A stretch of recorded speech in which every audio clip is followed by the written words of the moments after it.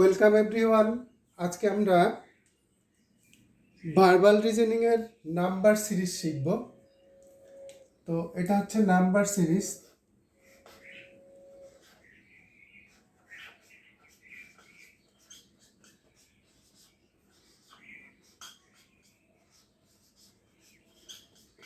তো এখানে দেখতে পাচ্ছ কতগুলো সংখ্যা রয়েছে, 1, 6, 15, তারপর এখানে প্রশ্নবোধক চিহ্ন। এখানে কি হবে সেটা আমাদের খুঁজে বের করতে হবে।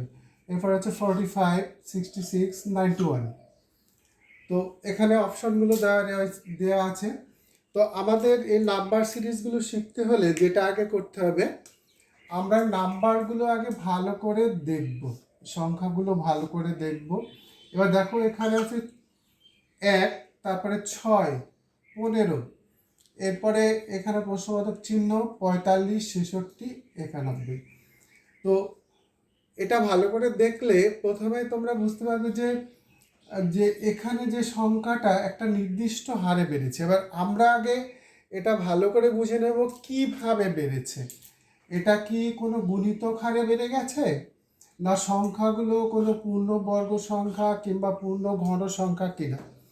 কিন্তু এক্ষেত্রে কিন্তু কোনো গুণিতক হারে বাড়েনি, দেখতে পাচ্ছ। তাহলে আমরা এই যেটা আমাদের বের করতে হবে, এই সংখ্যাটা বের করার জন্য যা করব সেটা হচ্ছে প্রথমে এটা আবার লিখে নেব সংখ্যাগুলো। 1, 6, 15, প্রশ্নবোধক চিহ্ন 45, 66, 91।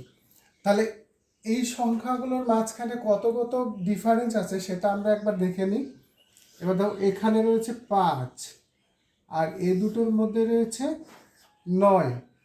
এটা আমরা জানি না কত আছে, এটা জানি না। এ দুটোর মধ্যে কত আছে, এখানে ডিফারেন্স রয়েছে হচ্ছে 21 বা 21।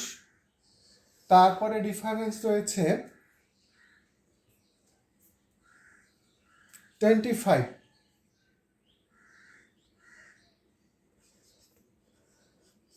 তাহলে এই ডিফারেন্সগুলো কি হবে?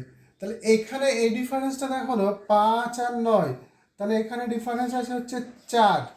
তাহলে এখানে আমরা দেখি এ দুটো ডিফারেন্স কত, এ দুটো ডিফারেন্সে দেখো 4। তাহলে আমরা বুঝতে পারলাম যে এই ডিফারেন্স যা রয়েছে সেটা আবার +4 মানে করে বেড়ে গেছে। তাহলে এর সাথে আমরা যদি 5-এর সাথে 4 যোগ করলাম 9 হলো, এর সাথে 4 যদি যোগ করে দিই তাহলে এখানে কত হবে, 13।